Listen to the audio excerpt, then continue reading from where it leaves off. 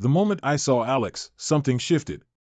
Standing there, with his back to the morning sun filtering through the office blinds, he was discussing strategies with the team. His confidence was unmistakable, his voice carrying a certain enthusiasm that was hard to ignore. It was just a glance, really, but it lingered longer than it should have. I shook it off, reminding myself I was a married woman, a project manager, not some love-struck teenager. By the time we had our first one-on-one meeting over coffee to discuss the project's direction, my initial intrigue had blossomed into genuine respect for his vision. Alex talked about the project with such passion, it was contagious. "You really nailed the presentation last week, Maria. It's clear you've got a solid grip on where we need to head," he said, his eyes locking with mine for a moment longer than necessary. My heart raced at the compliment, a mix of professional pride and something else, something more personal. We found ourselves staying late one evening, the office quiet except for the occasional sound of our voices and the soft tapping on our keyboards. It was supposed to be a session to finalize the project plan, but it quickly turned into something else. Between the discussions of timelines and deliverables, we shared personal stories, laughing over past work blunders and bonding over our mutual love for hiking. It felt easy, comfortable, and dangerously close to crossing a line I hadn't even realized I was approaching. Later that night, my phone buzzed with a text from Alex. "Thanks for staying late today. Couldn't have gotten the plan so polished without you." It was a simple message, professional and polite, but it sparked a flurry of exchanges. Casual at first, our texts gradually veered into the personal territory, blurring boundaries with every send but impressed. Our work dinner was the tipping point. What began as a meal to discuss project details evolved into an evening filled with laughter, shared interests, and an undeniable connection. I found myself sharing things with Alex that I hadn't even shared with Tom, my husband, in months. The guilt was there, nagging at the back of my mind, but I pushed it aside, caught up in the moment and the exhilarating feeling of being understood and admired. Walking back to my car that night, the air felt different, charged with an energy I was both excited and scared to acknowledge. I knew I was standing at the precipice of something life-changing, yet the pull towards whatever this was with Alex felt too strong to resist. The rational part of me screamed warnings, but the part of me that craved excitement and connection was louder, drowning out everything else. As I drove home, the streets empty and the city lights a blur, I couldn't shake the feeling that I was hurtling towards an unknown destination at full speed. And the truth was, part of me didn't want to stop. From the moment I stepped into the light of our kitchen, the air felt charged, different. Tom was sitting at the table, a look of concern etched across his face that I hadn't seen in a long time. "You've been coming home late a lot," he started, his voice steady but laced with something that sounded like fear. "Is everything okay at work?" His question, so simple yet loaded, caught me off guard. I forced a smile, brushing off his concern with a rehearsed ease. "Yeah, just the usual project madness. You know how it is." But even as I spoke, I could feel the weight of the lie settling in. The next day, Alex handed me a book, his fingers lingering a moment too long as they brushed against mine. "Thought you'd like this," he said, a knowing look in his eyes. The book was on architectural design, a subject we'd spent hours discussing. It felt personal, a token of the connection growing between us, hidden beneath the guise of work-related enthusiasm. When Tom found the book later, his brow furrowed in confusion. "Where'd you get this?" he asked, turning it over in his hands. Panic fluttered in my chest as I lied. "Oh, a colleague lent it to me. Said it was a good read." I could see the flicker of doubt in his eyes, but he didn't push further. That night, I lay awake, the gap between us and our bed feeling like a chasm. The tension broke on the night of our project's successful launch. Alex and I found ourselves alone, celebrating over drinks. The air was electric with our triumph and something more, something unspoken. When he leaned in to kiss me, it felt inevitable, like all the moments leading up to this had been a countdown to the inevitable collision of our lips. The thrill of it consumed me, drowning out the quiet voice of guilt whispering in the back of my mind. But the guilt was there, a shadow trailing behind the moments of exhilaration. It reared its head in the quiet moments, in the pauses between Alex's messages that had become my lifeline. I found myself hiding my phone from Tom, the lies building like a wall between us. Tom's voice broke through my fog of denial one evening as we sat across from each other, an ocean of unsaid words between us. "We're drifting apart," he said, his voice breaking. "I feel like I'm losing you." I wanted to reach out, to bridge the gap with truths and confessions, but fear held me back. "We're fine, Tom. Just a rough patch, that's all," I said, my voice hollow, the reassurance as much for me as for him. With each day, the secret grew, a living thing between Alex and me, pulling us further into its gravity. And as it did, the life I had built with Tom, built on years of love and shared dreams, seemed to drift further away, leaving me caught between the thrill of the new and the comfort of the old, unsure of where I belonged anymore. I never thought a simple cup of coffee could feel like a grenade with the pin pulled out. But there we were, Alex and I, laughing over lattes in that cozy cafe corner, when the door chimed and my world tilted on its axis. Tom, my husband, the man I shared a life with, walked in.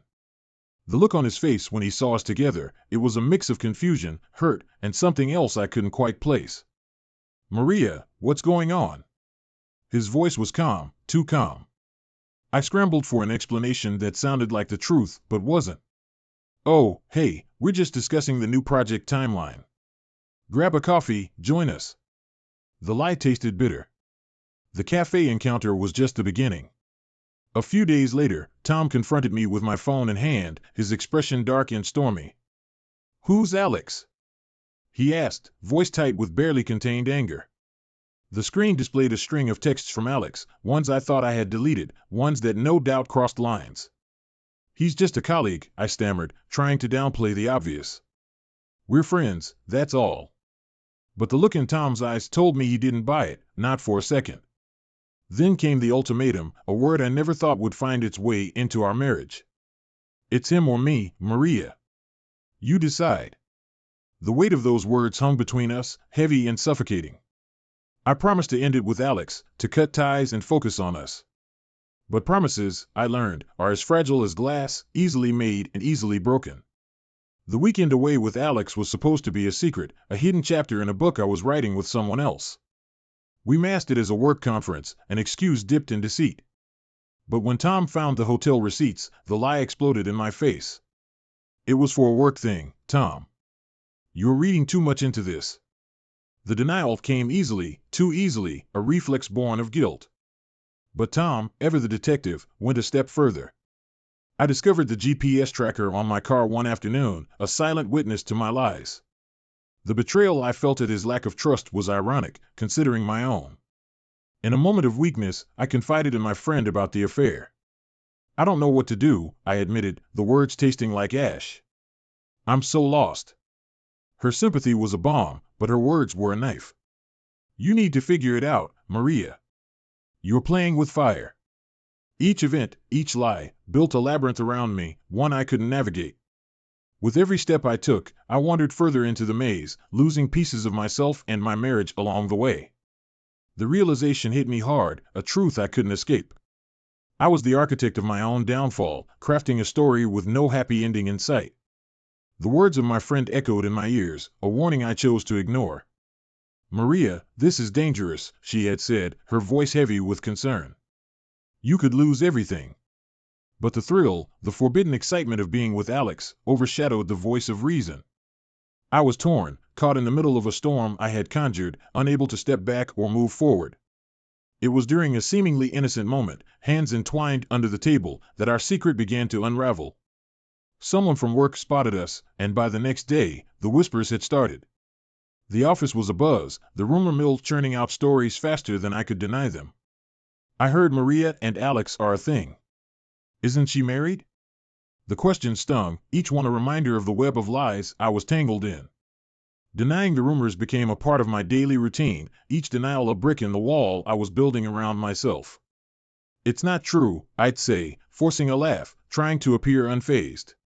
But inside, the pressure was mounting, a constant, gnawing reminder of the reality I was trying to escape. The day Tom showed up at work for a surprise lunch was the day I realized how far I had drifted from the shore. His presence, once a source of comfort, now felt like an intrusion. "I thought we could have lunch together," he said, smiling, unaware of the storm raging inside me. The panic was palpable, a thick cloud of fear and guilt. How could I sit across from him, knowing the lies that lay between us? Another, work, trip with Alex was the nail in the coffin, a decision made in a moment of folly. Tom's suspicion was evident in his eyes, a silent question that demanded an answer I wasn't ready to give. "It's just a conference," I lied, the words tasting like ash. But the lie was thin, transparent, and we both knew it. A colleague pulled me aside one day, her words a lifeline I was too scared to grasp. "Maria, be careful," she cautioned, her eyes filled with a mix of worry and disappointment. "You're risking your career, your reputation." But her words, meant to pull me back from the edge, only pushed me further into the abyss. I was too far gone, too entangled in the lies and the longing. Home became a battlefield, a place of silent dinners and unspoken accusations. The tension was a living, breathing entity, filling the spaces between Tom and me, a constant reminder of the chasm that had formed. We were strangers, sharing a house, but not a life, the distance between us growing with each passing day. Caught in a web of my own making, I was losing sight of who I was, who I had been before Alex walked into my life. The excitement had faded, leaving behind a trail of destruction, a life fractured by choices I couldn't undo. The warning signs were there, clear as day, but I had chosen to ignore them, blinded by a passion that was as fleeting as it was fierce. Now, I was paying the price, trapped in a maze of lies and regrets, searching for a way out that didn't exist. The moment I decided to leave Tom for Alex, I thought I was choosing true love over security. It felt like stepping off a cliff, exhilarating and terrifying all at once. "I'm going to be with Alex," I whispered to my reflection, trying on the decision like a new dress, turning it over in my mind, looking for flaws. But when I told Alex, expecting him to sweep me up in a declaration of mutual passion, his hesitation sliced through the fantasy. "Maria, it's complicated. I'm not sure I can leave my situation right now," he stammered, his words a cold bucket of reality dumped over my head. The ground beneath me shifted, the future I had imagined crumbling away. The realization that I had misjudged Alex's intentions was a bitter pill to swallow. I had gambled everything on a mirage, leaving me stranded in no man's land. In desperation, I sought Tom out, hoping to find a bridge back to the life I had so recklessly abandoned. "Tom, can we talk?" "I made a mistake," I said, my voice trembling with the weight of my regret. But the distance in his eyes told me that the chasm between us might be too wide to cross. "I don't know if there's anything left to say." "Maria," he replied, his voice hollow. My discovery of the GPS tracker on my car was the spark that ignited an inferno. Confronting Tom, I demanded answers, only to be faced with the evidence of my deceit laid bare. "How could you not trust me?" I accused, even as I knew the hypocrisy of my words. The argument that followed was a tempest, raw and unyielding. I tried to justify my actions, to make him see that my mistake didn't define me. But Tom was unmoved, his heart hardened against my pleas. The isolation that followed was suffocating. At work, colleagues who once greeted me with smiles now offered only cool nods, their conversations stopping as I approached. The whispers were a constant hum in the background, a soundtrack to my downfall. Then came the ultimatum from Alex, the final nail in the coffin of what I thought we had. "We can't do this anymore, Maria. It's too risky for both of our careers," he said, his voice devoid of the warmth I had once basked in. The professional facade we now had to maintain was a stark reminder of everything I had lost. In the end, I was left to navigate the wreckage of my own making, a ship without a compass in a sea of judgment and regret. The life I had known was gone, replaced by a reality of my own creation. The path back to myself was unclear, every step heavy with the knowledge of what could have been and the harsh truths I had learned too late. The moment I stepped into the office, I could feel it, the weight of whispered judgments, the cold shoulders that turned away as I approached. My professional reputation, once sterling, was now tarnished by rumors and whispers that seemed to echo off the walls. Maria, the one who, I'd catch snippets of conversations that would cut off as soon as I came into view. The realization that my personal choices had bled into my professional life, eroding the respect and position I had worked so hard to build, was a pill too bitter to swallow. Coming home to an empty house only amplified the loneliness. The day Tom moved out, he didn't say much. The silence between us was filled with years of memories and a chasm of betrayal. The space he left behind was palpable, a void that echoed with the remnants of our life together. Every room, every piece of furniture, reminded me of what had been and what I had lost. When the divorce papers arrived, they felt like a formal acknowledgement of my downfall. Tom cited irreconcilable differences, but we both knew the truth. The legal documents didn't just signify the end of our marriage, they were a testament to the destruction my actions had wrought. The financial strain that followed was crippling. The divorce settlement heavily favored Tom, a consequence of my infidelity. I was left to navigate the murky waters of financial insecurity alone, a stark contrast to the stability we had shared. The reality of managing expenses and legal fees on a single income was a challenge I was ill-prepared for. Friends, or those I had thought were friends, sided with Tom. Their withdrawal added layers to my isolation, leaving me to face the aftermath of my choices alone. The social circle we had built together disbanded, aligning with the person they deemed the victim, while I was cast in the role of the pariah. At work, the fallout continued. I was passed over for a promotion I had been eyeing for months. The reason, though not explicitly stated, was clear. The affair had become a distraction, a mark against my professional judgment.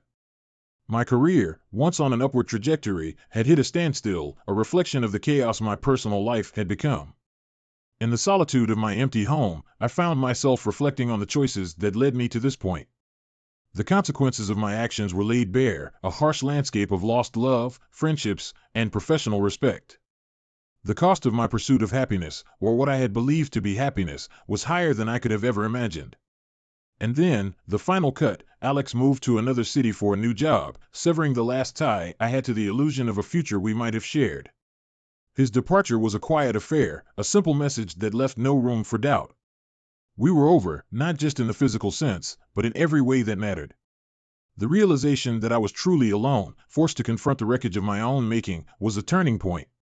The path to rebuilding my life was uncertain, fraught with the remnants of broken relationships and a tarnished reputation. Yet, it was a path I knew I had to take. The journey toward redemption and self-forgiveness was the only way forward, a chance to start anew, not in the pursuit of happiness with another but in finding peace within myself. The road ahead was long and uncertain, but it was mine to walk, a chance to rebuild from the ashes of my downfall. The silence in my apartment was deafening, a stark contrast to the life I once led, filled with laughter, whispered secrets, and the warmth of companionship. Now, it was just me, surrounded by the ghosts of choices past, each room echoing with the loneliness that had become my constant companion.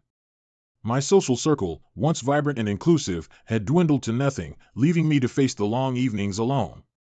Work, too, felt like a battlefield, every achievement overshadowed by the whispers and sidelong glances of colleagues who knew too much about my personal failings. Determined to claw my way out of the hole I dug for myself, I threw myself into my job and sought solace in personal growth. Books on self-improvement and mindfulness became my new best friends, their pages offering advice on how to rebuild a life from the ashes of disaster. I started attending workshops and seminars, anything to fill the void and perhaps find a new direction for my aimless drifting. It was during one of these attempts at starting over that I ran into Tom. Our encounter was accidental, a chance meeting at a mutual friend's art exhibit. He was polite, his greeting cordial, but his eyes were distant, a clear sign that he had moved on from the storm we had weathered together. The cold politeness of his demeanor was a sharp reminder of all that had been lost. His indifference stung, a tangible sign of the emotional chasm that now lay between us. The sight of him, so composed and distant, filled me with a deep, gnawing regret. Memories of our life together played in my mind, a montage of moments both mundane and profound, now tinted with the gray hue of loss. I had hoped for a flicker of warmth, a sign that not all was lost between us, but faced with his polite detachment, I realized the full extent of the damage my actions had caused. In the aftermath of our encounter, a resolution began to take shape within me. I accepted full responsibility for the choices that led me here, to this moment of profound isolation and regret. The journey to forgiveness, both seeking it and offering it to myself, was fraught with difficulty, but I understood that it was the only way forward. I vowed to learn from my mistakes, to grow beyond the person who had made them, and to build a future that was defined not by regret, but by the lessons learned from it. The new normal that unfolded was one of quiet reflection and slow rebuilding.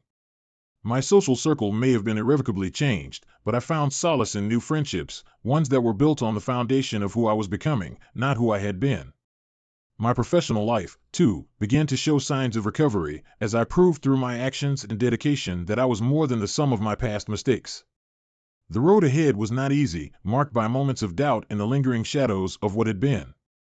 Yet, with each step forward, I found strength in my resolve to become a better version of myself, one who faced the consequences of her actions with grace and the determination to emerge stronger. The affair and its aftermath were painful lessons in the consequences of our choices, but they were also a catalyst for change, pushing me towards a future where I could look back on this chapter not with endless regret, but with the understanding that from great mistakes come profound opportunity. Sometimes you will find out that your partner cheated on you from an unlikely source. Most of the time, women stick together and they don't snitch, but that didn't happen in this case. For 9 glorious years, my wife Samantha and I were a loving couple. I thought anyway. We lived in the sunny landscapes of California, renting houses in various spots along the coast to satisfy our adventurous spirits. Life was good. We surfed in the mornings, hiked in the afternoons, and spent our evenings cooking elaborate meals together. Our social circle consisted of fellow thrill-seekers, many of whom were couples that Samantha had known since high school. Her best friend, Mandy, and Mandy's husband, Ryan, were fixtures in our lives. The four of us were inseparable, taking weekend trips to Napa Valley, road trips up the Pacific Coast Highway, and camping excursions in Joshua Tree. I considered Ryan like a brother. We watched football together, talked business ideas, and confided in each other about our relationships. My whole world came crashing down when an anonymous letter arrived in the mail addressed to me. The letter was from Mandy. The content was concise, but soul-shattering. Samantha has cheated on you 4 times. Each incident happened during her so-called girls' nights out. My hands shook as the room started spinning. I gripped the kitchen counter to steady myself, the letter falling to the floor. Samantha had always been adamant that our girls' nights were innocent fun, Monty Python, gossiping, and dancing. No men allowed. I searched my memory for any red flags, any signs that something more may have happened. Coming up empty, my mind raced with questions. When did this happen? Where did they go? Who told Mandy? And why did she wait until now to tell me? I knew confronting Samantha would be useless. She would adamantly deny everything. I needed more information. I picked up my phone and texted Mandy, "We need to talk ASAP." Within a minute, she responded. "Ryan's out of town until Friday. Come by the house tonight at 7. Mandy had also informed Ryan that I was coming over. This was really happening. Looking at the clock, I had a few hours until I needed to meet Mandy. I decided to go see my colleague, Steve, and get his advice on the situation. Steve and I worked together a few years back, and he was one of the most level-headed people I knew. I met Steve at a coffee shop down the street from his house. As I relayed the bombshell news, Steve listened intently. "You need to talk to Mandy and get the full story before you do anything else. But ultimately, you have got to look out for yourself. Your next steps depend on what Samantha did." Steve's advice echoed in my mind. I left the coffee shop and went for a long drive to clear my head before meeting Mandy. At 7 p.m. sharp, I knocked on Mandy's front door. As she let me in, her eyes were brimming with tears. We sat across from each other at the kitchen table as she detailed the painful revelations 4 times over the past 18 months. Samantha had lied about going out with the girls. She actually went to meet other couples at house parties where many were openly cheating on their partners. Mandy found out when she overheard Samantha on the phone with someone organizing another hookup. Demanding answers, Samantha broke down and admitted everything to Mandy. She swore she didn't have actual sex with anyone, but the deception and betrayal stung sharply. Samantha begged Mandy to keep it a secret, insisting it would never happen again. For months, Mandy reluctantly stayed silent, but the guilt ate away at her, and she knew if the roles were reversed, she'd want the truth, so she sent a letter. "I'm so sorry," Mandy said, tears streaming down her face. "I never thought Samantha was capable of this." I sat in stunned silence, grasping the edges of my now broken reality. Samantha had meticulously lied to me over and over. Entire nights of my life were a fabrication. I felt sick to my stomach as I imagined her flirting at house parties, enjoying the ego boost of other men desiring her. Mandy reached out and squeezed my hand. "Whatever you need, I'm here for you." I thanked her for having the courage to tell me the truth, even when it hurt. Driving home, I processed the ramifications of what Samantha did. According to California law, infidelity cannot be used as leverage in divorce proceedings. So even if Mandy was to testify in court on my behalf, it would be useless. Did I want to salvage this marriage? Could I ever trust Samantha again? I decided I needed legal counsel to understand all my options. The next morning, I scheduled a consultation with Allison, a seasoned divorce attorney recommended by Steve. You have two options, Allison explained. You can either confront your wife when she returns or see if there's any hope left for the marriage. Many couples do manage to heal after an affair with counseling, but it takes tremendous work and commitment on both sides, or you can discreetly initiate separation. Start untangling your finances. Find a new place to live and have her served with divorce papers. That route obviously provides a clean break. I wasn't ready to make any definite moves yet. So Allison summarized the key logistical steps if I decided on divorce. Over the next few days, my thoughts hovered between utter heartbreak and boiling anger. One minute, I collapsed on the couch in tears. The next, I was throwing tennis balls angrily against the garage door. By Friday, my dominant sentiment was indignation at Samantha for betraying me and at myself for being so oblivious. I decided right then that I was leaving her. Steve's wise words echoed in my mind. You got to look out for yourself for once. I needed to put my own well-being first. I texted Steve explaining my decision. Always pragmatic. He said, let me know how I can help. I asked if I could rent his vacant apartment for a few months while I figured out the next steps. Of course, it's all yours. Steve immediately responded. When Samantha's car pulled into the driveway Friday night, I was sitting on the front porch steps waiting for her. I watched her face transform from cheerful to crestfallen as she registered the suitcase at my feet. We need to talk. I have something to show you first. Before she could conjure any excuses, I withdrew Mandy's letter from my pocket and held it up. Samantha's face contorted in shock. How could Mandy do this to me? She shrieked. You're going to believe something from Mandy over your own wife? She's a miserable, bored housewife who lives through my drama. I shook my head in disbelief at her audacity to make Mandy the villain. Save it, Samantha. The jig is up. I know about the house parties. I know about you meeting with other couples and other men. I know about everything. Samantha's eyes darted around frantically as she grabs for plausible denials. Of course there was no sly way out. Mandy had already come clean with the whole dirty truth. I'm so sorry, she choked out. You have to believe me. Nothing physical ever happened. It was just stupid thrill-seeking. It was an invitation-only scene, had house parties with hot singles and open-minded couples. It was a total farce. I listened, stone-faced, unable to muster any sympathy. The lying is just as bad as the cheating, Samantha.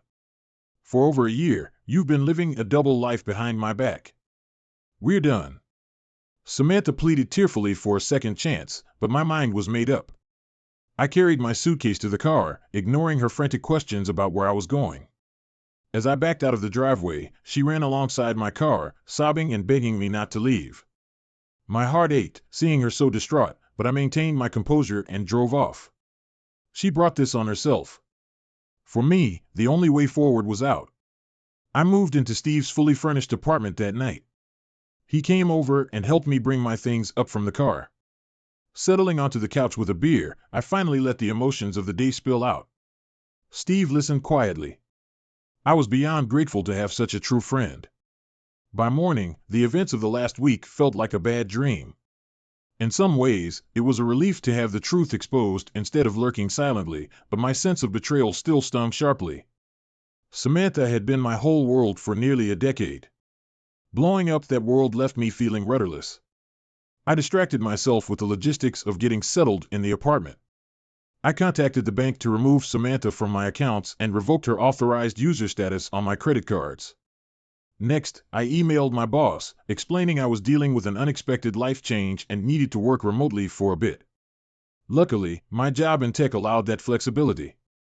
I spent the next few days working from my couch, grateful for the productive distraction. By Wednesday, word had spread among our wider social circle about the implosion of my marriage. My mom and sister called to check on me, both offering their unconditional support. They were as shocked and disappointed as I was about Samantha's duplicity. Later that day, I met my dad for lunch at a quiet bistro. I braced myself for the "I told you" speech, since my dad never quite trusted Samantha's adventurous, free-spirited nature, but he was sensitive and sympathetic as I confided the painful details. He agreed to keep it quiet from my mom for now. She had always adored Samantha, and the revelation would devastate her. I decided to take control of the narrative before Samantha could twist the story against me. That night, I posted a video on Facebook Live, knowing many of our friends would be watching. I'm here to set the record straight. Many of you are probably wondering why Samantha and I have gone our separate ways. Well, the truth is she was living a double life, attending house parties with married couples. All the while, she was claiming she was just doing girls' night out. I went on to explain Samantha's web of lies and betrayal over the past 18 months. Even a few of Samantha's childhood friends messaged me privately to apologize for her behavior. They were shocked and angry on my behalf. The emotional relief I felt at blowing Samantha's secret wide open was comforting. My phone buzzed incessantly with calls and texts. Childhood buddies, former colleagues, cousins I hadn't talked to in years, all reaching out to check in. I awoke the next morning to an avalanche of missed calls and voicemails from Samantha. Her tone cycled through rage, disbelief, and pleading. I silenced my phone and focused on returning messages from people I actually wanted to talk to. My inbox was also flooded with emails containing links and screenshots. Facebook Live had gone viral within the California surf community. People were reposting it everywhere in solidarity with me.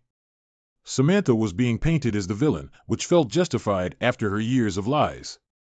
2 months after I left Samantha, an official-looking envelope arrived at Steve's apartment. I ripped it open to find divorce papers from Samantha's attorney. Even though I was expecting it, the finality of seeing it in writing hit me hard. Samantha was petitioning for an even split of assets and debts accrued during our marriage. She also wanted me to assume the lease on the BMW she drove. Since it wasn't my name, fair enough, I just wanted closure. The next few weeks were consumed with legal proceedings, document sightings, affidavits, negotiations between attorneys. In the end, the process went as amicable as possible given the circumstances. I kept the house we owned in Big Sur. Samantha kept the BMW. I told her and the attorney I would give her a year to refinance the BMW in her name. They both agreed. Our savings were divided down the middle. On paper, it was a clean split. Emotionally, though, I was still splitting apart inside. My new normal of solitary evenings felt jarringly foreign. I missed Samantha's laughter ringing through the house while we cooked dinner, missed her playful smile first thing in the morning, missed the partnership and camaraderie that held our relationship together for nearly a decade. But trust, once it's broken, it's impossible to repair it. Samantha fractured the very foundation of our marriage. Every time I looked at her now, all I saw was a brokenness. 2 months after the divorce was finalized, I was craving a clean slate. Life in California was too entwined with memories of Samantha. I decided to relocate to Seattle, partly for a fresh start, but also for an exciting new job opportunity. Steve helped me load up a U-Haul with the belongings I wanted to keep. I took one last look at the place we once called home, said a bittersweet goodbye to the Pacific Ocean, and embarked on my next adventure. Settling into Seattle felt cathartic. I reveled in exploring a new city, finding favorite cafes and libraries to work from. Through a neighborhood listserv, I was introduced to a group of guys around my age who also worked in tech. We started getting together regularly for happy hours and camping trips. In this new chapter, I felt in control of my narrative. I was building a life centered around things I valued: career, community, and truth. My trust in others had been shattered, but I was slowly piecing it back together by being more selective about who I let in. A year and a half after leaving Samantha, my heart was starting to open itself to possibilities again. I met an intelligent, grounded woman at a friend's rooftop party. Over the next few months, we fell into an easy rhythm, taking weekend bike rides and cooking meals together. It was a stirring reminder that light can still emerge from darkness. Healing takes time, but the right people can illuminate your path back to hope. My wounds from Samantha's betrayal will always leave scars, but scars are nothing to be ashamed of. They are silent evidence that I survived. I made it through the fire and emerged on the other side, older and wiser. What Samantha did was an egregious violation of trust, but the blame rests squarely on her. I don't regret leaving everything behind for a shot at something better. Don't we all deserve to feel truly seen, known, and loved? I'm grateful that a friend cared enough to tell me the truth, even when it hurt. Her courage enabled me to take back control of my life. Now I can devote my energy to more meaningful pursuits and people. So here I am, embracing this new adventure in an unfamiliar place. I'm crafting a life centered around authenticity, second chances, and a world of possibilities. My past will always be a part of me, but it's time to start writing a new future. Well, in my opinion, I think Mandy opened the door to Samantha cheating, but her guilty conscience got the better of her, which I think was the right thing to do. Now, what I gather was Mandy and her husband seemed to be swingers. I might be wrong, but Samantha took the opportunity to label those outings with Mandy and her husband as girls' night, but I don't think he knew Randy was also attending these parties.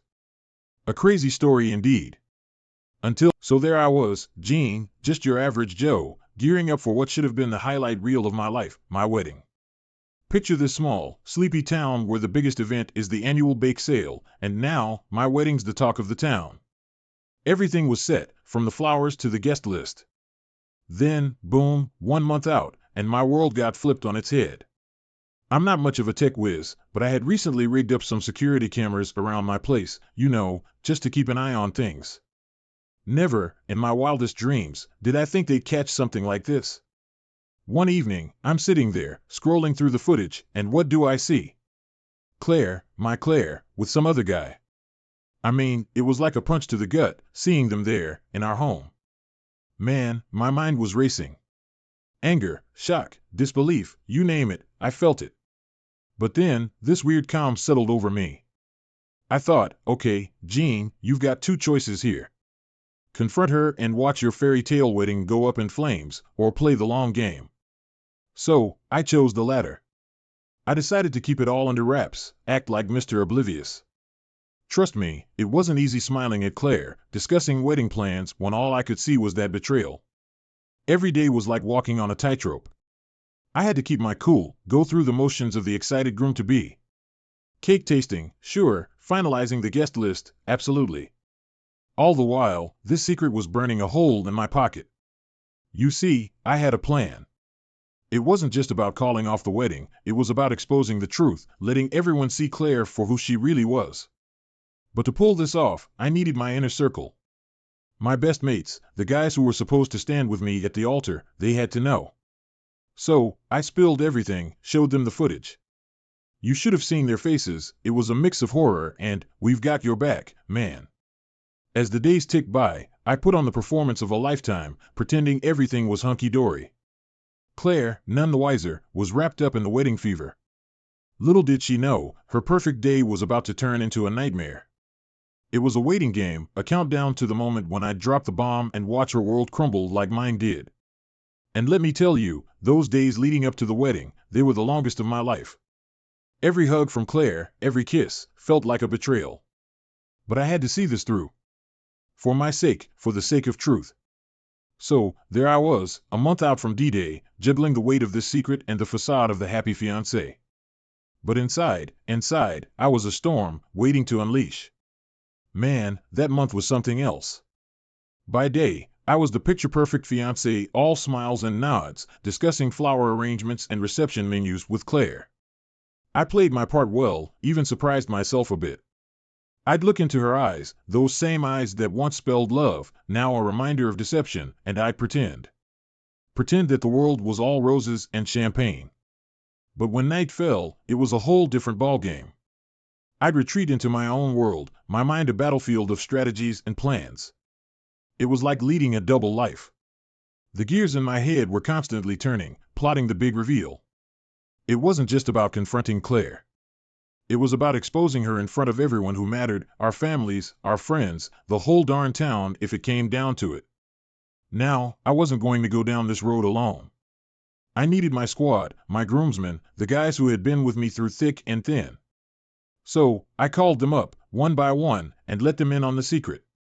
Showed them the footage. Man, you should have seen their reactions, it was a mix of anger, shock, and this fierce loyalty. They were on board from the get-go, ready to back me up. We spent nights huddled in my living room, whispering like conspirators, mapping out every detail. We planned it down to the second, the timing, the words, the aftermath. I had to think of everything. What if Claire denied it? What if she made a scene? The scenarios played out in my head over and over. My buddies were my sounding board, throwing in ideas, thinking 2 steps ahead. They were my rock in this whole crazy scheme. Days turned into weeks, and the facade of the doting fiancé was wearing me thin. Smiling at Claire, holding her hand, it was like a performance on repeat. But every smile, every touch, was laced with the truth I was holding back. The irony was bitter, planning a wedding while planning its downfall. And the closer we got to the wedding, the more surreal it all felt. I was living in this bizarre limbo, counting down the days not to a marriage but to a reckoning. It was like watching a play where you know the final act is going to shock the audience, but you just keep rehearsing your lines, waiting for the curtain call. Through it all, I kept up appearances. I had to. There was no room for slip-ups, no chance to let my guard down. Claire was oblivious, caught up in the bridal buzz, while I was orchestrating the endgame. It was a twisted game of chess, and I was maneuvering for that final checkmate. So, yeah, that month was a whirlwind, a mix of wedding plans and revenge plots. The double life was exhausting, but there was a strange thrill to it. I was the puppeteer in this grand scheme, pulling the strings, waiting for the moment to cut them loose. And as the big day drew near, I knew one thing for sure. This wedding was going to be unforgettable. So, the big day finally rolls around. Let me paint you a picture. The sun's shining, there's this gentle breeze blowing, and the chapel's filled to the brim with family, friends, and folks from around town. Everyone's buzzing with excitement, the air's practically sparkling with that wedding day magic. Claire, man, she looked stunning, like she stepped right out of a bridal magazine. Everything, and I mean everything, was picture perfect. But, deep down, I knew this was no fairy tale ending. The ceremony kicks off, and we're going through the motions. I'm standing there at the altar, trying my best to keep my game face on. We're doing the vows, the rings, all that jazz. Then, the moment of truth. The priest asks the golden question, if anyone objects to this marriage, speak now or forever hold your peace. That's my cue. I step forward, mic in hand, and there's this hush over the crowd. I start off with the usual, thanking everyone for coming, talking about love and togetherness. You know, the kind of stuff you'd expect in a wedding speech. But then, my tone shifts. I turn to Claire, and I can see it in her eyes, she knows something's up. And then, I just let it rip. There's something you all should know, I say. The room's dead silent, you could hear a pin drop. I give my best man the nod, and he hits play on the projector. Dear readers, I hope you're as hooked on this journey as I was living it. Before we dive into the next chapter of this roller coaster story, I've got a small favor to ask. If you're enjoying this tale of love, adventure, and unexpected twists, how about showing some love? Hit that like button to let me know you're on board. It's a simple click for you, but it means the world to me. It's like a virtual high five, telling me to keep the stories coming.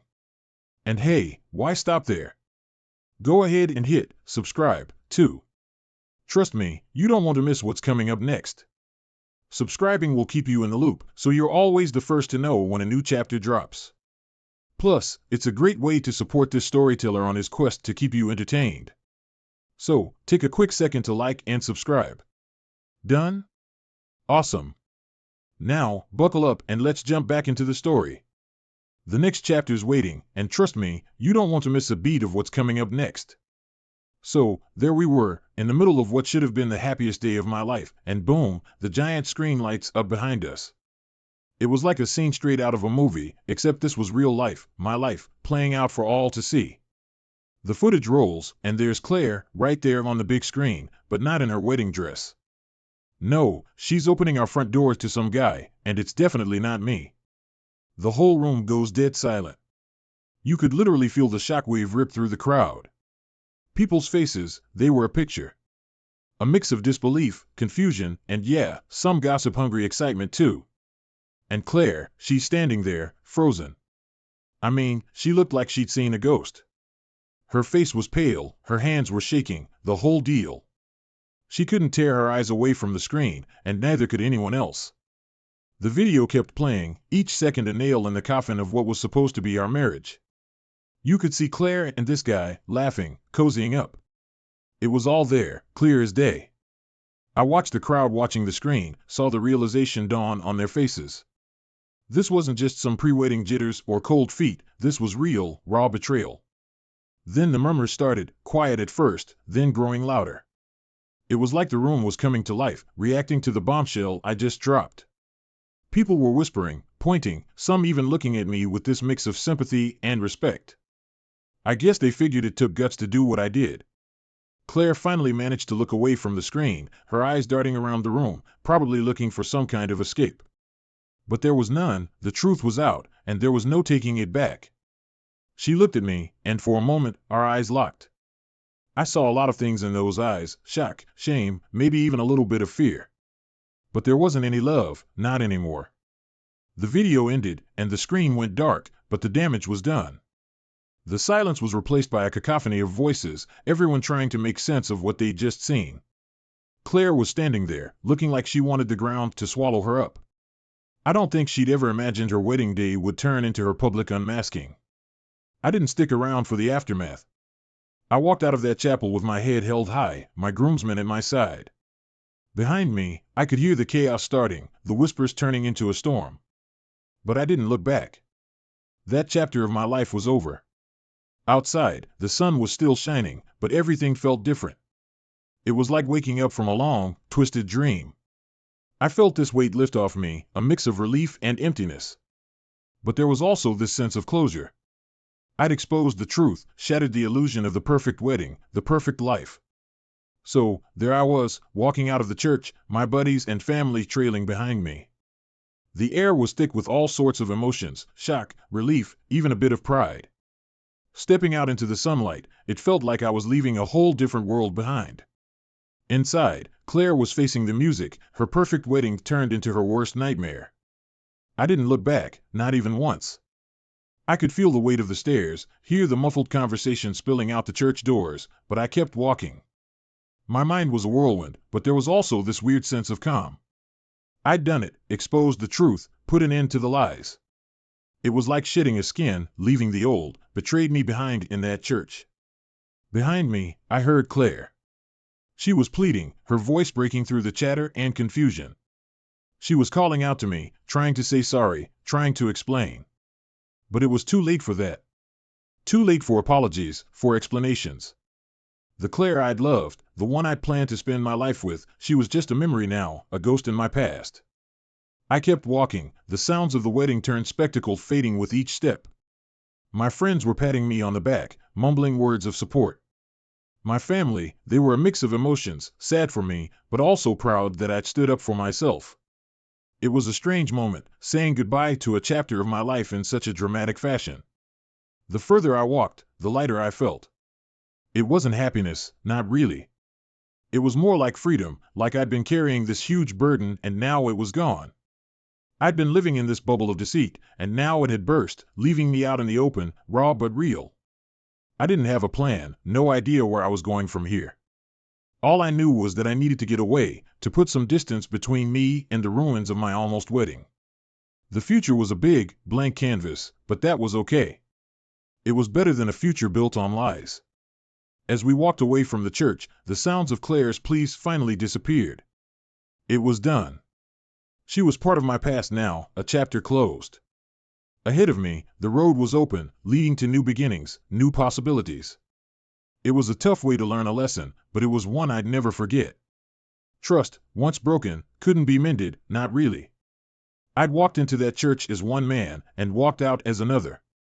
A man freed from a web of lies, ready to start over, to rebuild on a foundation of truth.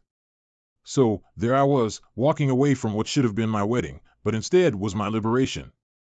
It was a bitter end to a sweet dream, but sometimes, that's just how life goes. You play the cards you're dealt, and sometimes, you have to call a bluff. That day, I'd called the biggest bluff of all, and in doing so, found a new kind of strength. And as for Claire, well, she'd have to live with her choices, just like I'd have to live with mine. But at that moment, walking away, I wasn't thinking about her. I was thinking about me, about what came next. It was a blank page, and I was ready to start writing a new story. A month of pain and deceit had turned into a moment of liberation for me. Walking away from that church, from Claire, felt like shedding a heavy coat I'd been wearing for too long. It was over, the lies, the betrayal, all of it. I was free, and man, did that feel good. As for Claire, she was left to deal with the fallout. I heard she tried to reach out, sent messages, left voicemails. She was saying it was a moment of weakness, a mistake, and that she'd do anything to fix it. But for me, it was too little, too late. There was no going back from something like that. She'd crossed the line, and there was no erasing it. I'd spent a month living a lie, smiling through the pain, pretending everything was fine. But now, I didn't have to pretend anymore. I could be honest, with myself and with everyone else. It was like I could breathe again, really breathe, without that weight pressing down on my chest. Claire's pleas for forgiveness, her promises to change, they didn't mean much to me anymore. It wasn't just about her cheating. It was about the trust that had been broken, shattered into a million pieces. You can't just pick those pieces up and put them back together. Some things, once broken, stay broken. I started looking forward, thinking about what was next for me.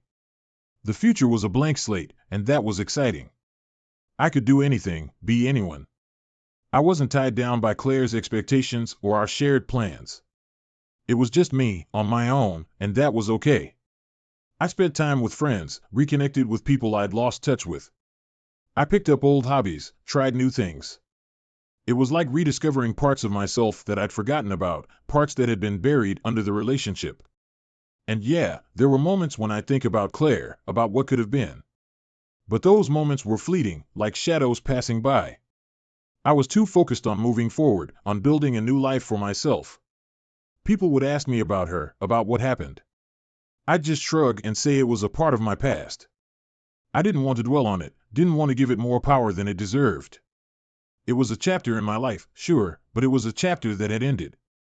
As for Claire, I heard she was struggling, trying to make sense of everything. But that wasn't my problem anymore. She'd made her choices, and now she had to live with them. I had my own path to follow, my own choices to make. In the end, it was about more than just getting over a broken relationship. It was about finding myself again, about learning what I really wanted out of life. It was a journey, and I was just getting started.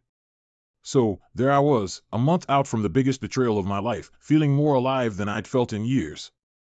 It was a strange feeling, like I'd been asleep and was finally waking up. I was ready for whatever came next, ready to face the world on my own terms. And that's exactly what I did. I moved forward, one step at a time, into a future that was mine and mine alone. It was a future without Claire, without the lies and the pain. It was just me, and that was enough. And that, folks, is where my tale winds down. After all the drama, the heartache, and the big reveal, life sorta just rolled on. It's funny, you know, how things turn out. One day you're planning a wedding, thinking you've got it all figured out, and the next, you're flying solo, charting a course through uncharted waters. Claire, well, she became a part of my history, a lesson learned, a story to tell. I hope she found her peace, figured out her own stuff. As for me, I was back to square one, but it wasn't all bad. Starting over had its perks. I rediscovered old joys, explored new passions, and reconnected with myself. It's like I got a second shot at being, well, me. Sure, there were moments when the whole saga would replay in my head. But those moments got fewer and further between. Life's too short to live in the rearview mirror, right? I kept my eyes on the road ahead, excited about the unknowns. I leaned on my friends, those solid gold folks who stuck by me through the storm. We had some good times, shared a lot of laughs. They reminded me that no matter how rough it gets, you are not alone. There's always someone ready to pick you up, share a beer, and talk about everything or nothing at all. So, what's the moral of the story? Maybe it's that life throws curveballs, and sometimes they hit you right in the gut. But you get back up, dust yourself off, and keep swinging. Or maybe it's about trust, how it's the foundation of everything, and once it's gone, it's pretty darn hard to rebuild. In the end, this whole roller coaster ride taught me a bunch about myself. I learned that I'm stronger than I thought, that I can face just about anything and come out the other side. I also learned it's okay to not have all the answers, to take life as it comes and enjoy the ride. So, there you have it. My story of love, betrayal, and finding my feet again. It's been one heck of a journey, but hey, that's life, unpredictable, messy, but also pretty amazing. Now, I'm just cruising along, open to whatever's next on this wild road. And who knows, maybe the best is yet to come. Cheers to that. I'm a 46-year-old male and my brother's 48. When I was 20, my then girlfriend cheated on me with my brother. I was heartbroken and angry. I told him that he was no longer my brother. Despite my request, my family didn't cut him off. So I told them that I would never again be in the same place as he was. If they wish to invite both, they should invite him, as I'm the one giving the ultimatum. My daughter's getting married in the spring of next year. In our culture, both parents pay for the wedding 50-50. Unexpectedly, my daughter sat me down and told me she would invite my brother and his family. He married my cheating ex. Apparently, she had been seeing them for the last 4 years and had built a relationship behind my back. She even wants her cousin to be a flower girl. I was angry. I told her what my boundaries are. And if my brother's invited, then I will not pay for any part of the wedding. She became angry and told me it's time to let go of the past. I told her it was not her call to make. We argued some more, and she told me I was making her wedding about myself. I told her I would probably not attend, so it would be all about her. She left crying. My ex-wife called me screaming and told me I was a huge idiot. And our daughter was crushed. Then my parents called, and the same thing happened. I told them off, and now I'm ignoring their calls. My girlfriend told me to reconsider and apologize. I will break my relationship with my daughter by not paying and attending. I don't know. I think my boundaries should be respected. Am I the idiot for that? Not the idiot. This is one of those stories where your daughter's decided that she's willing to alienate you for someone that betrayed your trust. It doesn't matter if it was 20 years ago. It only matters that it happened, which means she betrayed your trust. If she wants him there so badly, he can pay the half due. The people around you need a reality check. Ask your daughter if her fiancé cheated on her with her sister tomorrow, moved on with the affair partner, and decided to stay close to him, how she'd feel. It's so easy for everyone to judge you when they're not in your shoes.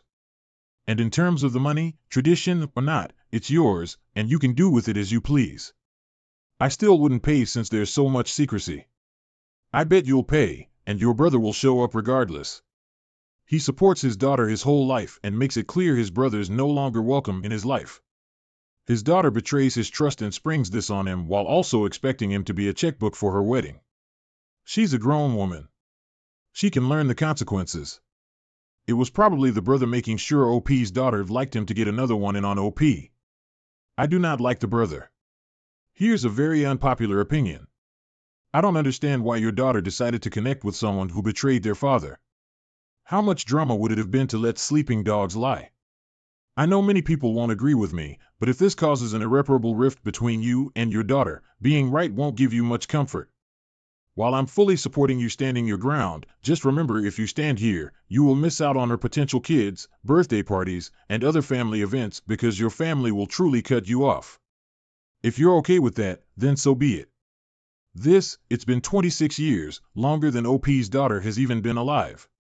I understand being annoyed that his brother's invited, not wanting to talk or take pictures with him, etc., but giving up your relationship with your daughter is cutting off your nose to spite your face. Here's my question, OP. Your brother stole your girlfriend. Do you want him to steal your daughter too? Your grandchildren? If not, stop being an idiot and suck it up for one day. So I, 25 female, work in a pretty big office in a big city. The floor I work on is specifically for a branch of the company. So there are only a dozen or so people on that floor. I bring my lunch every day because I usually don't have time to get up and get food for myself. One of my favorite foods is strawberries, and I always eat them. About a week ago, a woman I'll call Jane, 47, started working in the room about 7 doors down from me. A couple of days ago, I pulled out my lunch and started munching on my strawberries while trying to type an email. Jane knocks on my door and asks me what I'm doing. She says this in a very high-pitched, angry tone. So I'm taken aback and all I can murmur out is a small, "what?" before she starts yelling at me. She goes on about how I should know she's allergic and that even smelling strawberries can cause her a severe reaction. I cough on my strawberry and rush to put it back in its container. And she gets even angrier that I didn't already know. I apologize and put my food back in my lunchbox. Then I put it in my desk drawer. The next day I went to my supervisor, I'll call Derek, to talk about this situation and ask if we could maybe put a sign up at the entrance of our office floor that tells us what allergies our coworkers have. That way we can avoid mistakes that happened the day before. He looks at me confused and asks what I'm talking about. I explained what had happened the day before, and he sighed and explained to me that Jane had no proven documentation about her allergy and didn't put any allergies on the employee information sheet when she was employed. I sigh with relief and ask if it's okay for me to bring my strawberries the next day. And he says it's perfectly fine. So the next day I brought my strawberries and Jane goes off on me as I open my lunch and claims I'm trying to kill her. She says this loud enough that all of my other coworkers gather around my door to see what's going on. Jane storms out and about half my coworkers tell me I'm an idiot for doing that to her and walk out with her. The other half sits there and tells me it's fine and that she did the same thing to them but with different foods. Examples: carrots, beans, avocado, etc. I'm getting a lot of angry emails calling me an idiot and I feel horrible. But some of my coworkers are saying I did nothing wrong. Am I the idiot? Your boss cleared you and stated that she didn't write them down or provide documentation. If she would die from the smell, she'd be dead already upon entering your office. Not the idiot. Enjoy your fruits. Next time she comes in, tell her to take it up with the supervisor or in HR. You inquired and were cleared to eat them at the office. She smells strawberries from 7 doors down and then proceeds to walk closer to the smell that could kill her to tell you the smell could kill her. She's a moron, but it seems like she's lying based on all the other food weirdness. If she's done this to other coworkers about other foods, I'm willing to bet she either just doesn't like the smell or she likes the drama and attention. There's no allergy involved. Anytime you need an accommodation at work for your health, you must provide documentation. Ask your supervisor if they can send out an email to everyone saying that any allergies must be registered with the workplace if accommodations are needed. Hopefully that'll stop the emails and hate. Also let them know that this person shouted at you again for just eating your lunch. My husband, 35, and I, 32, are friends with 2 other couples and we've been taking group vacations for a few years now. We're all teachers except for my husband who's a welder. So we don't take every single vacation together or anything like that. But for 1 week every summer, we go somewhere as a group. It is a great way for us to reconnect and decompress. I've always left my kids with my parents and the other couples have arranged their own childcare. We got together this last weekend to decide what we were going to do for next summer. We decided that we were going to Florida. Believe it or not, it is cheaper and less crowded in the summer and all of us can deal with the heat. But one of the couples wants to bring their twin child. She loves seashells and has heard all about this place.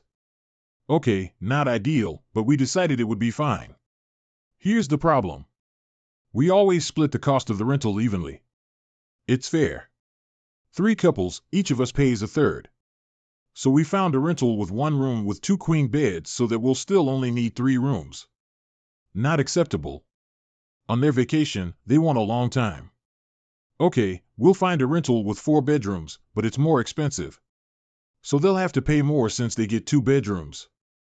Cue shocked Pikachu's face. But we always split the rental 3 ways. Well, yeah, because 3 isn't 4. Before anyone says anything, we didn't tell them that they had to pay 50% since they got 2 bedrooms. That isn't what we said. We just expected them to pay the difference between a 3-bedroom and a 4-bedroom rental.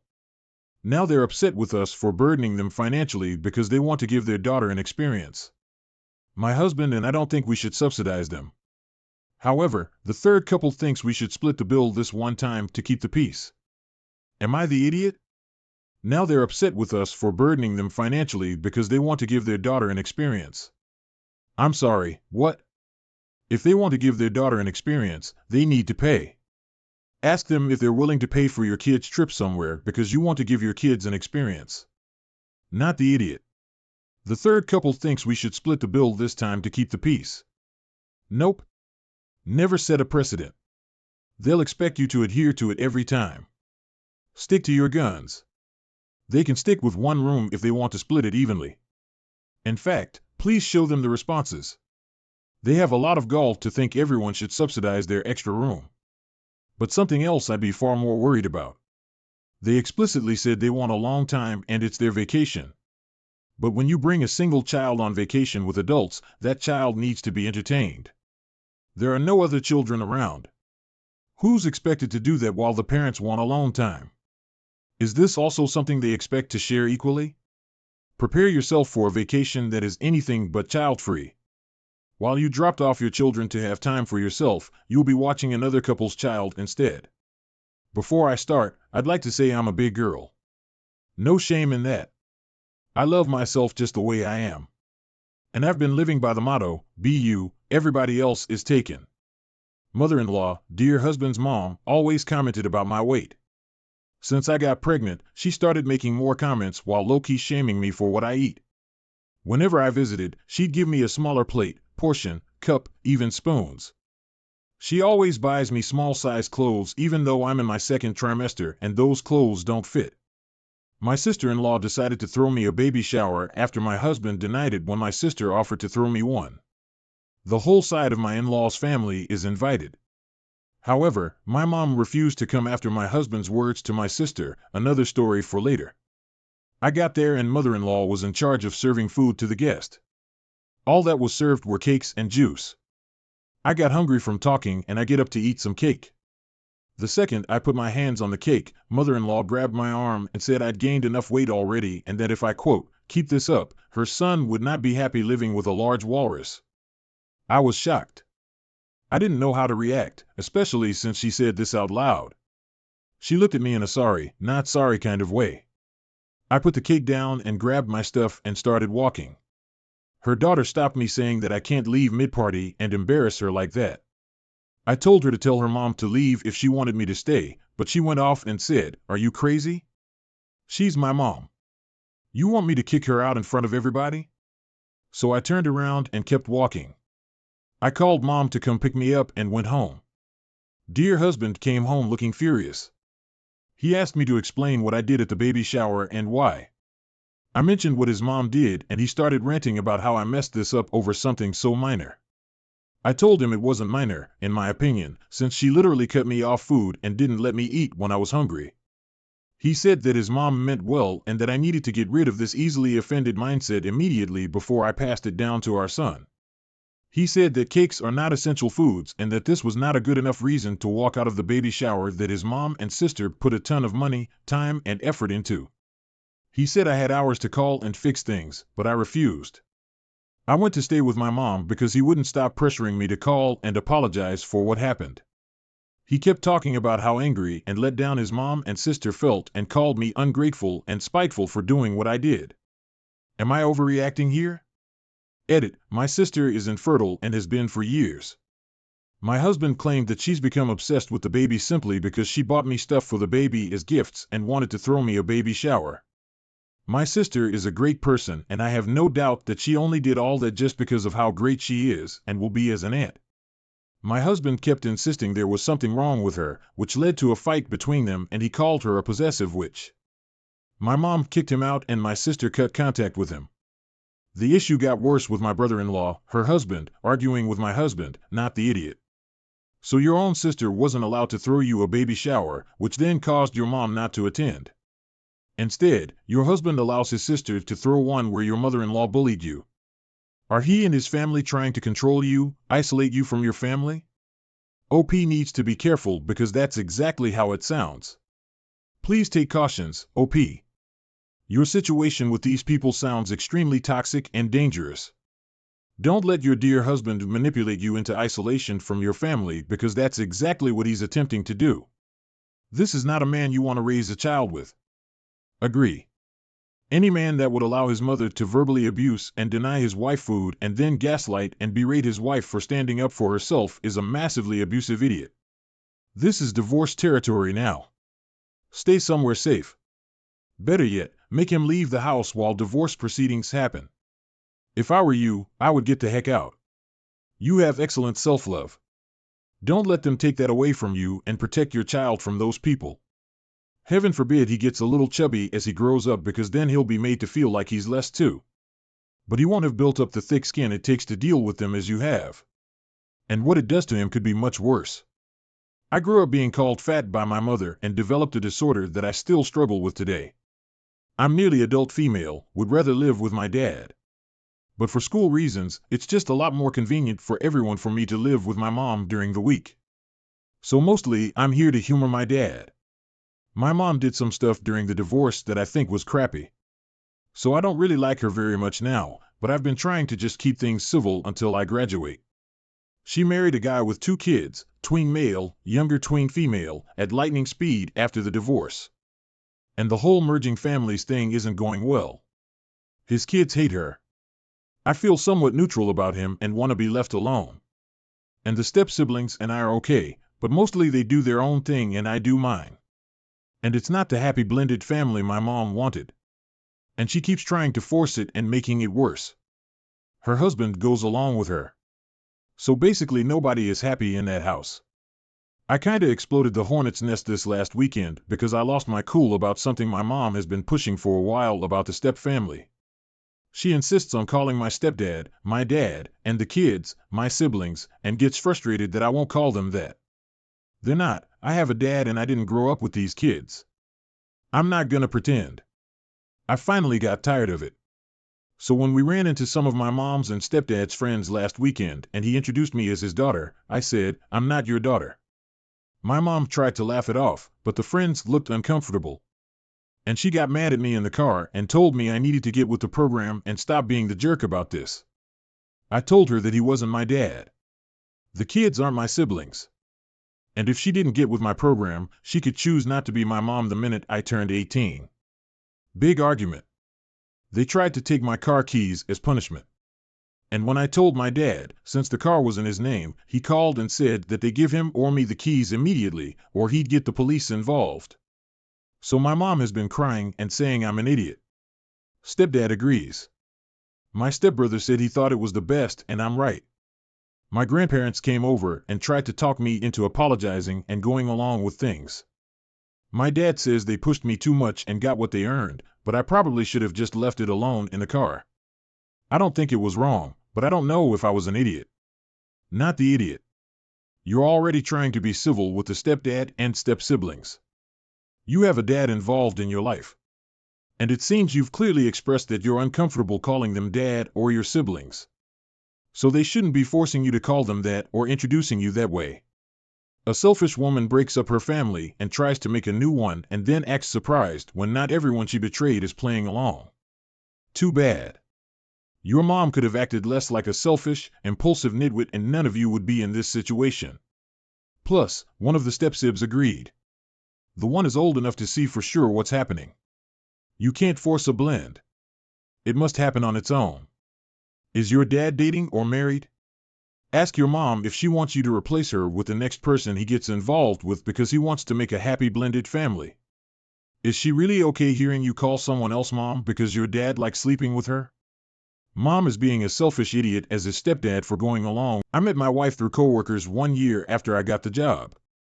I was 24 and she was 23. We fell for each other right away and maintained good rapport with everyone in the office 3 years of our relationship. We got married and had 2 kids. After our kids were born, my wife started working from home. When they left for college, I planned on starting a new hobby with my wife. We were still in the midst of deciding what to do when our lies became revealed. I arrived home from work late again on one particularly horrible day, exhausted because I had to endure a painfully awkward budget meeting involving a coworker that fancies me. She asked me more questions than anyone else during the meeting, and the way she looked at me as she spoke made everyone else in the room wonder what her intentions were. However, I was a married man that loved his wife dearly and respected the laws of marriage. So, even when this woman entered my office to properly ask me out on a date, I kindly declined and showed her my wedding ring. She was surprised and apologized, claiming that she didn't notice my ring before. She said she was going through a divorce herself with someone else in the office. She invited me to call her if I ever felt like getting out of the house for a few hours. Fast forward a few months from that day to the day I arrived home from the meeting where she was clearly still attempting to get my attention. I walked straight up the stairs to our bedroom like I always do, pushing the door open to find my wife having sex with a man from my office. I involuntarily screamed, which made my wife start yelling in alarm and sent the intruder flying out of our house. Hardly thinking about it, I heaved my briefcase at his head, hitting him repeatedly with it as he scrambled to get off my wife. When he managed to stand up, I dropped the briefcase to punch him in the face. My wife ran out of the room and 2 seconds later along with her EP. He must have driven home with just his boxers on because his clothes were still on the floor. I sat on the floor in disbelief at what I had just seen. My wife came back into the room, then just cried and apologized, unsure of what else to say. What could she say? I literally walked in on her cheating on me. Eventually, I found the strength to stand up, glaring at my soon-to-be ex as she cleaned up around our bedroom. She was making herself busy because she was waiting for me to tell her what was going to happen. Funny how dependent she seemed on my word, given the situation.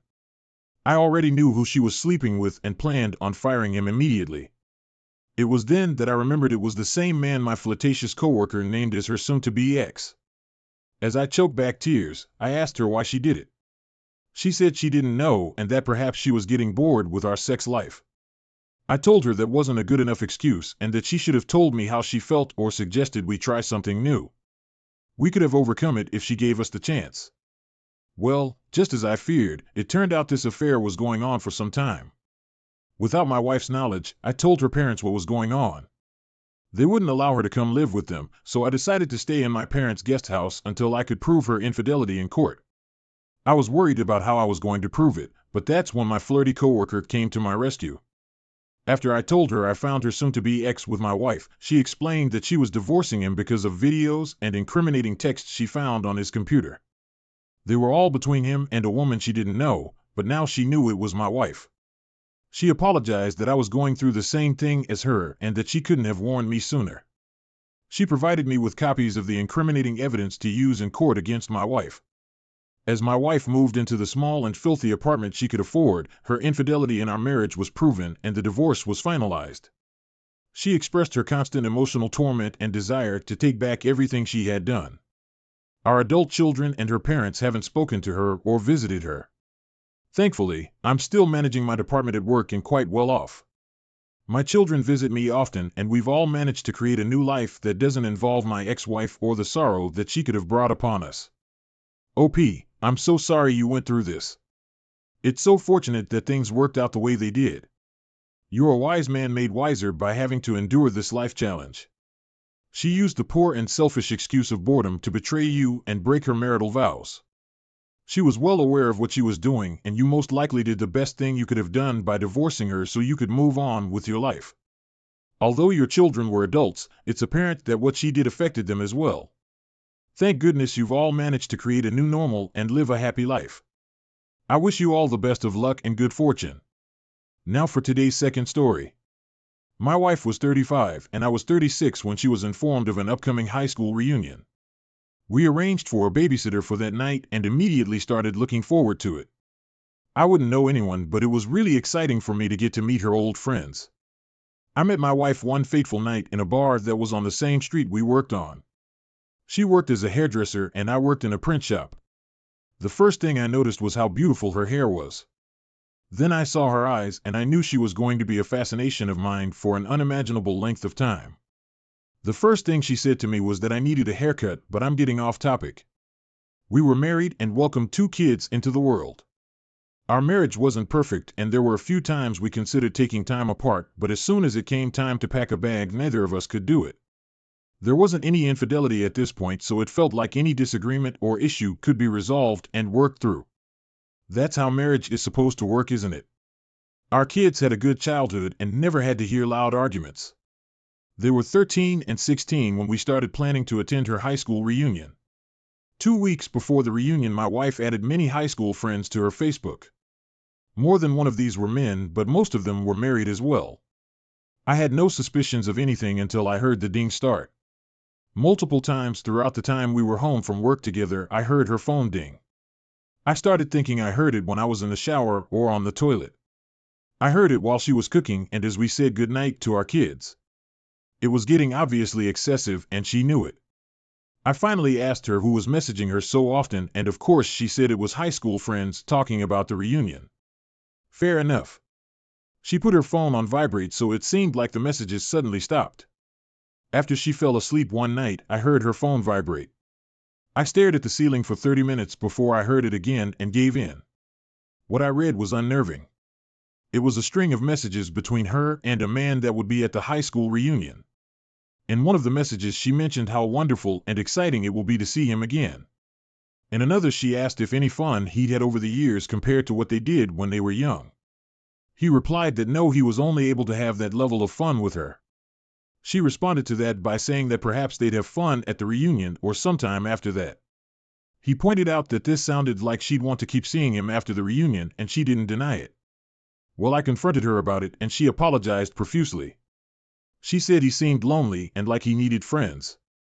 I told her this was no excuse to be talking to him about having fun or continuing to see each other after the reunion. I also asked if they'd been intimate in the past, and she said no. She didn't appear to be lying, but knowing what I know now, I'd say she most definitely was. She asked me if we could still go to the reunion, and I said yes, figuring she hadn't really broken my trust at this point and I'd be there to watch everything. Little did I know she continued talking to that man, maybe even more than before. She had her hair and nails done before the night out. During the night in question, it took the man a few minutes to get up the nerve to reintroduce himself to my wife while I stood beside her. I hated the feeling he gave me. He could barely look at me, and I could see how desperate he was to connect with my wife. She looked at him similarly, but with more care about me. She introduced me kindly, but that didn't faze this man. He sat close enough to maintain conversation with her, and throughout the night everyone drank except me. My wife was visibly intoxicated by the time I had to go to the bathroom. I told her I'd be right back. When I came back out, she was gone, and so was he. I looked around and asked one of the women from the reunion where they went. She said they stepped outside for a cigarette. My wife didn't smoke, but I thought maybe she just stepped outside to keep him company. When I went outside, I didn't see them anywhere. I checked the inside of all the cars in the parking lot. I tried calling her cell phone, and she didn't answer. I was stumped and angry. I waited 45 minutes before finally getting a text from her. It read that she'd agreed to go with the man to the gas station down the road, but since they were close to our house, he was planning to drop her off there. I knew this was bullshit. I arrived home 10 minutes later to find that the babysitter had left and our kids were asleep. My wife was asleep on the couch wearing only her panties. I woke her up immediately and demanded an explanation. She was so out of it, but honestly a part of me believed she was faking it. In her incomprehensible way, she tried to say that he gave her a ride home because he wanted to talk about stuff he was going through. Trying to get more out of her while she was like this was impossible, so I waited until the morning. Before she woke up, our teenagers told me about the night they had with the babysitter. I could hardly pay attention, but it was good to know they were asleep when she arrived home and didn't see anything odd. As soon as my wife got up, I asked her about what happened. She complained that her memory was shot and said she felt really bad. Really bad for leaving me there, and really bad for getting so drunk. Well, a few hours later she broke down and told me she just remembered what really happened. I think she just knew I was going to find out somehow. She told me he asked her to come outside with him and talk, and she agreed. He invited her into his car because it was cold, and she didn't see the harm in that. Then she said he forced her to kiss and have sex with him. She was crying, but I swore it was because she was caught. I told her to let me check her phone, and she tried to refuse and make excuses. I grabbed it from her and locked myself in the bathroom. Lo and behold, she had time to text the man and say what they did was a mistake. But before that, days before the reunion, messages proved they planned to sneak away at some point, have sex, and even considered the possibility of her spending the night at his house. This was it. Our marriage was over. When I opened the bathroom door, she was ghostly white and staring at me as if her life depended on it. I told her we were done, that I wouldn't be able to be with her again, knowing she planned and went through with cheating on me. She sobbed and almost inaudibly pleaded for my forgiveness. I told her that although she was drunk when it happened, she planned this out beforehand. She decided to give herself away even though she was faithfully mine for all these years. I lost all motivation to protect her as my wife because she chose to invite another man in. I didn't think she could feel any worse, but she did after I said that. She curled up in a ball crying her heart out while I did her a few favors. I arranged for the kids to have a sleepover at their friend's house so that they may not be as traumatized later in life. I packed as much of my wife's clothes and belongings as possible. I called her parents and informed them of what was happening, suggesting they come pick up their daughter. They did. Since she refused or was unable to get in their car, I put her in, followed by her stuff. Her parents tried to apologize to me and talk about it, but I didn't acknowledge them beyond hello and goodbye. My wife tried more than once to get out of the car, but they warned her that if she didn't come with them now, they wouldn't allow her to stay with them until she found somewhere else to go. Hearing that sent her into a trance. She knew her life as she knew it was over. She sat still like a statue as they drove her away. Through the divorce and custody hearings, she was crying as silently as possible. Our teens chose to live with me, continuing to live in the same house and attend the same school. Their mom had the decency to admit her wrongdoing and co-with me to the best of her ability. Since years have passed, I'm able to basically be friends with her. I'm thankful to myself every day that I didn't stay with her and try to work it out. It would have been so much worse for me, better for her. She chose this path and I went willingly. She hated it every step of the way, but maybe she deserved that. She's still living with her parents, even though she's moved out more than once since all this happened. I guess she's had trouble finding happiness after her family life ended. I remarried 1 year ago and she's a wonderful, faithful woman so far. I wanted to share my story so that others going through some horrible life-altering reality will maintain hope. OP, sharing your story will certainly spread hope that anyone can find a future for themselves beyond what they've known. Unfamiliar doesn't have to be intimidating. We're only human after all and wouldn't have to face anything we aren't strong enough for. That being said, I'm sorry that you've experienced this betrayal. Even when reality sank in, you stuck with the decision you needed to make for yourself. It can be extremely difficult to see past emotions and what you've become accustomed to. But when someone has broken trust like this, sometimes the only option is to start over new. Rely on yourself, family, friends, and professionals for support and advice. There's always a way to keep moving forward in life. Thank you for sharing your story. I wish nothing but good fortune for you and your kids. Thank you for taking the time to listen to today's stories. If you enjoyed listening, please feel free to like and subscribe if you haven't already. Also, comment below with your thoughts on what happened.